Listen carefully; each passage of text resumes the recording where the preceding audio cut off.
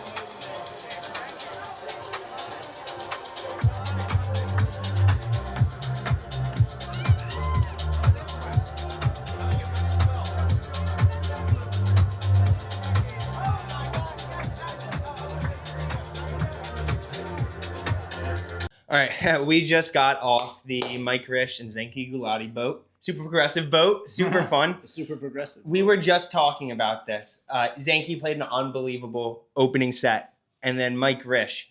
It's just wave after wave. Yeah, it was unreal. I was telling Will, my fingers got like a blister from holding the camera. Oh yeah, you guys just watched the footage. It's sick. Yeah, but you did such a good job, bro. No, it was I was like, I feel like a lot of DJs, there's like one moment in the set, and it's like everybody goes wild, and so I'm always trying to get a clip of that. And with Mike Rish, it was like he kept doing it over and over again, like literally every 5 minutes, and it was awesome. To me, it was like going out surfing, and it's just perfect wave after perfect wave. Because what I like about Mike is it's these like 4-beat builds up. It's not like this whole extended thing. It's like he brings you up and you're right back in it, and you're right, and you're getting barreled and barreled and barreled. Yeah. It's so sick. And then let's talk about Zanki. Zanki did such a good job. Oh yeah, Zanki was unreal. Yeah, Zanki was unreal. I mean, he must have started at like 116 BPM, brought it all the way up. Yeah. Absolutely crushed it. Let's talk about Melbourne and let's talk about Australia for a second. It's such a unique vibe on that boat. So different than SOS last year. Oh yeah. To me, it was like expectations were met, meaning everybody knew what they were getting into and still got destroyed. Oh yeah. You know what I mean? Yeah.